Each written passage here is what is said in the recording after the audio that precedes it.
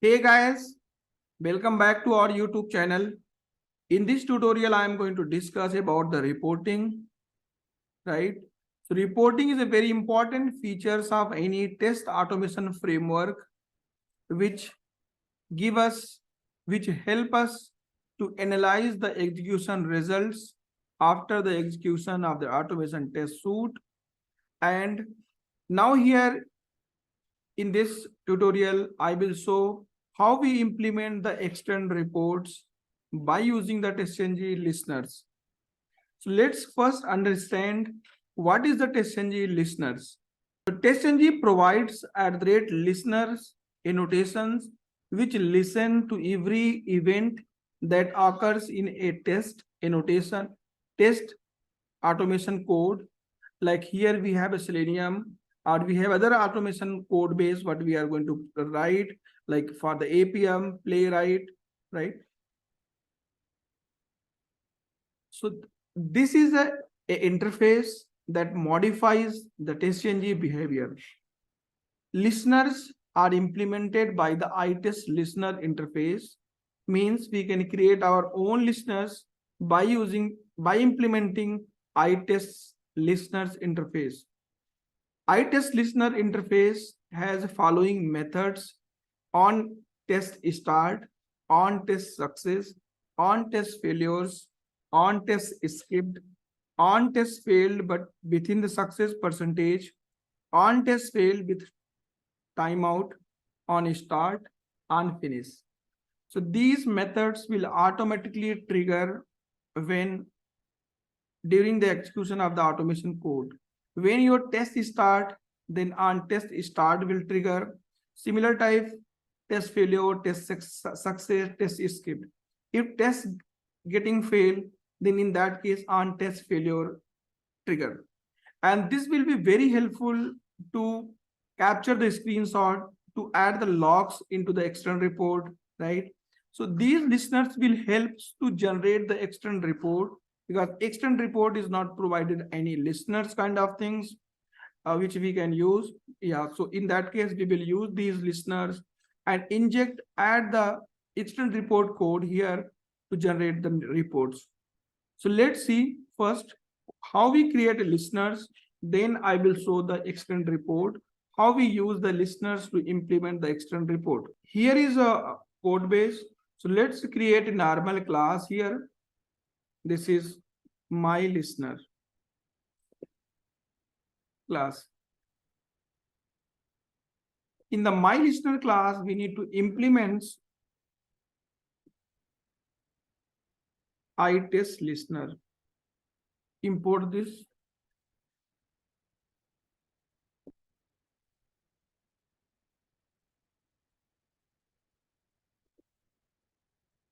iTest listener. Import this. Now I imported the iTest listener. Then here we need to override the methods which are available in the iTest listener. So I have already created here one listeners to save the time. So let's copy and paste here.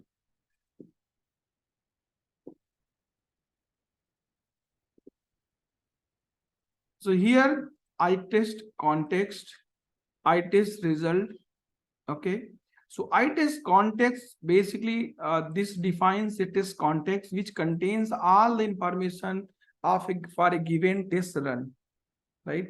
So we can get this, we can get the information of the tests which we are running by using iTest context. Similar type iTest results holds the execution results of the test. So iTest listeners here created my iTest my listeners I created here with all the methods. So on finish will trigger when all the tests finished completed. Similar type, when the test start, on test on start will trigger. Similar type, on test failure with the percentage success, on test failure, on test skipped, on test start, on test success. These methods automatically trigger when that event occurs. Now let's see how we use this listener in our test.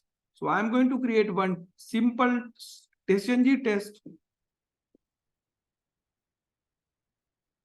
This is test example, and I'm going to add here two tests.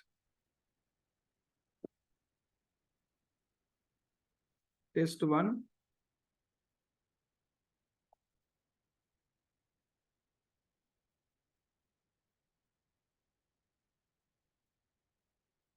and second test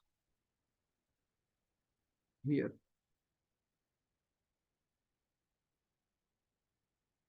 Let me run this test, right? So you can see it quickly executed, and we can see it's printed and passed. Now, if we want to use the listener directly here, then we can use the listener annotation, and then here pass the listeners, my listeners dot class. Okay. Now, if I run this test, listener will automatically trigger when any particular event occurred. Now you can see this is the default suite name, what we captured here.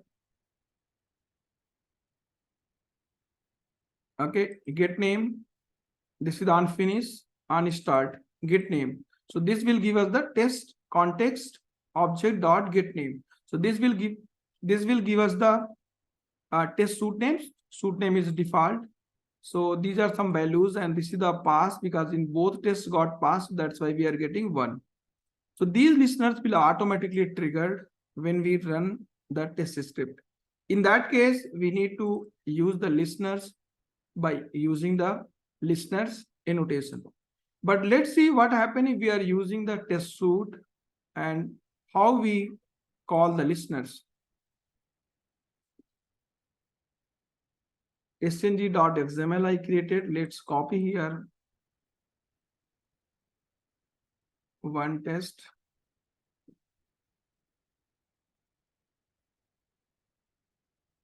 Okay, remove the parameter because I'm going to create call the normal test this one.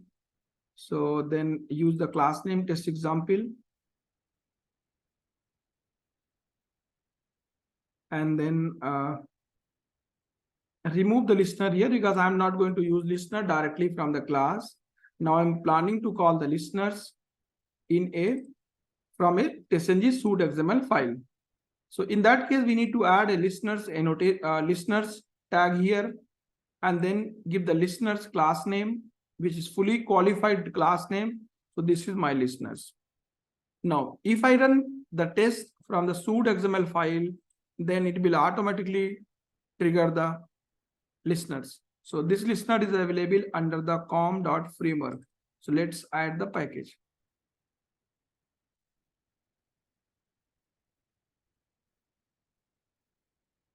Right. So now this is correct. I added the package of the my listeners. Now let me run. You can see it's executed. It's trigger the listeners.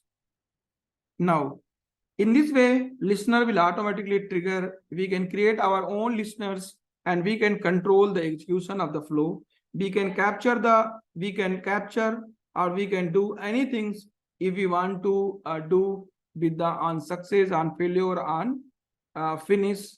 This here we can write the code, right? If we want to add something on start, then we can write the code here. On finish, we can write the code here. If we want to capture the exceptions for the fail test, then we know it will trigger on test failures. So we can write a code here to log the errors as well as the capture screenshot. Similar type, we can use test escape, test start, write the code what we need. Now, I am going to show how we use the listeners to create the external report. If you want to generate the external report, then first step, we need to include the external report extends Maven dependency in pom.xml file, which I have added here, you can see. Next, I created one package com.report, This code is already added here so that we can save time. And now I am going to explain the code. So first of all, I created here one report manager class. This class is a singleton class, right? So where I have created a static method get instance, which will give you the instance of a class, right? This is singleton approach. So it will create only one object of the class. Now one method I have create instance. So in this, if extends object equal to null. So I have added. Then we need to add all these things, right? Information. So first getting the current directory of the project. This is the report file which will generate. So based on the system OS, we are creating a path, target the report name. If this is Windows, then target and report name. This path will generate. Now in extend Spark reporter, I am passing working directory plus path where we want to generate the report. So this is the location where report will generate. Then added some configuration here with the documents, title, report title, these things. Then created extend report object, and in extend report registering adding this HTML reporter. Now next class I have created for report manager. In the report manager, first I have a hash map of the extend test map. Then another I have extends object, getting extend object from the report manager class. So this is singleton class, so always it will create and give the one object. Then here I have get test method I created, which will give us the current test, right? So in this case, I am using the getting the test from here, right? And then using the thread as a key. And in the start test method, right? When our test is start, then I am registering these, adding these in the external report object like this, creating. Then in the map, I am adding the current test based on the thread, current thread ID, test author name, test category. I created here. Test category is my class name, which I will pass during the when we call this method, right? And this is one method which will be I'm using to log text in report. So get test, this method calling, which will give us the current test, log, then status pass message. Now moving to the test listeners.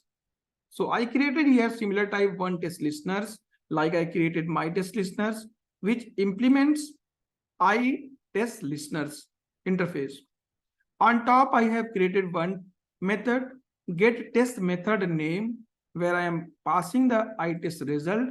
Based on the I-test result information, I am getting the method name, which will give us the method name. This is private method because I am using this internally here. Then first of all, in on start, doing nothing, just printing the test name, what I am running. Similar type on finish, just running the test so that it will give the test is finished and print on console. And then report manager dot flash because test execution completed. So I'm just flashing the object. In the on test start, right? So this here I am calling the method which is added in the report test manager start method, passing here the method name plus description. If we have some description in the test, then class name here passing. Similar type, if test I-test result get in test name equal to null, not equal to null, then adding the test name here means calling the report manager dot start test, passing the I-test result test name and class name. Next, if these are false, then it's passing here I-test result, get method and get method name, and next I am passing the class name. So this method I created here in the report manager to start the test. Means it will add one entry into the test when our test started. On test success, here just simple calling the report manager dot get text dot log and then passing here status marking equal to pass. On test failure, here I test result object, right? So if test got failed, then this method will invoke. And then what I'm doing here, I'm first capturing the I test result get instance, then converting typecasting this into the WebDriver object, which is base test object. And in the base test object, one method get WebDriver method I created, which will return the WebDriver object. So now this driver object I stored here, and this I will use to capture the screenshot of the page. If the test is failing, so it will capture the screenshot.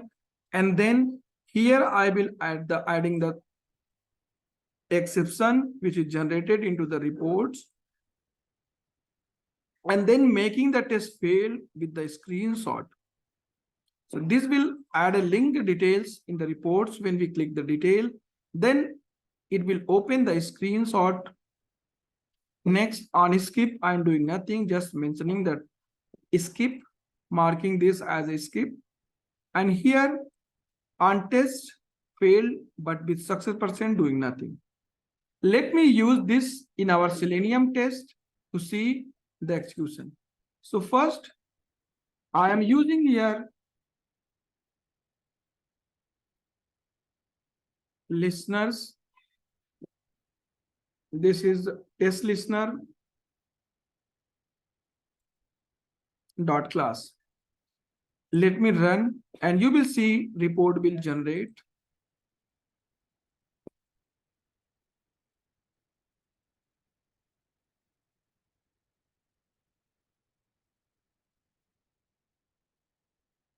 And test completed. So let's move and look. So let's see the result. So result I am generating under the target folder. So let's refresh first. You can see test report for HTML file is generated. Click on this and you can see the test is generated here. Now, let me run this from the suite XML file and see how the reports looks like. So I have already added here the listeners. Let me run with first one test with the Chrome. So now going to run.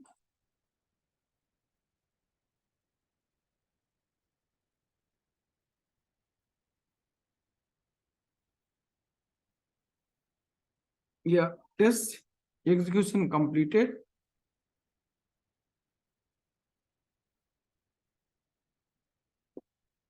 Now, let me run this on all the three browsers. One more thing, let me remove the listeners from here.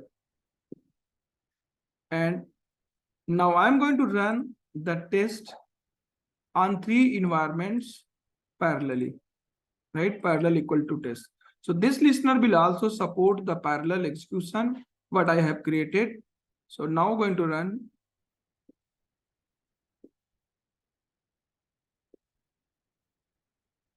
So it started on all the three browsers, Firefox, Chrome, and Edge. And here you can see three browsers open. Yeah, test completed on Chrome.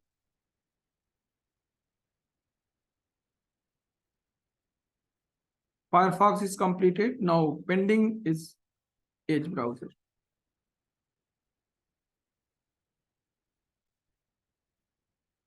Yeah, it's executed successfully on all three browsers.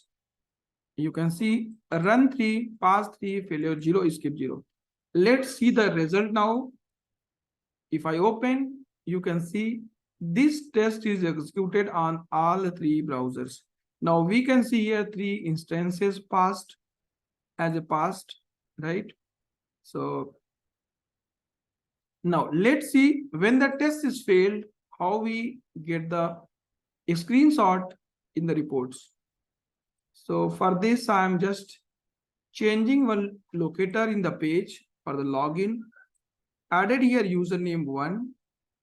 Now let me run only one test, not 3.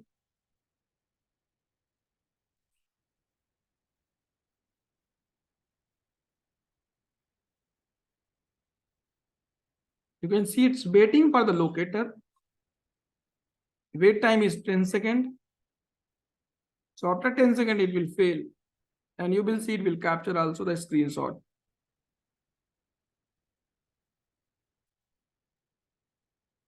Yeah, test failed.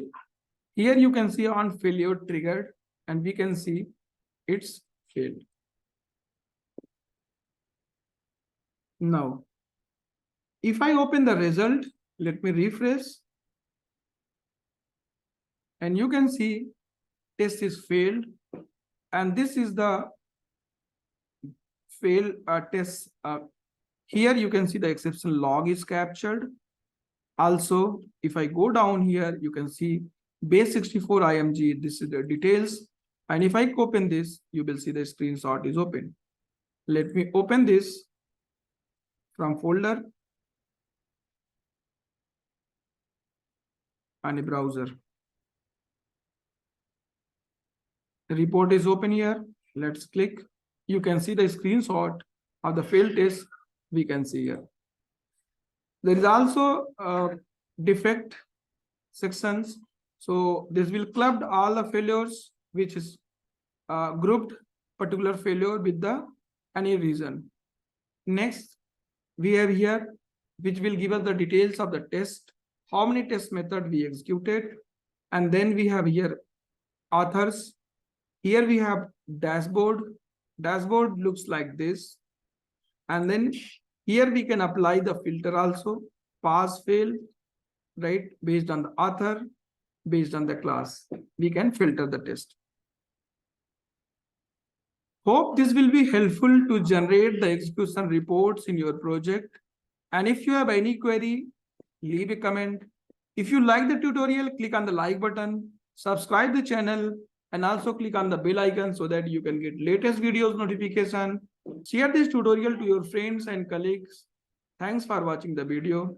And let's meet in the next tutorial where I will discuss some data-driven approach.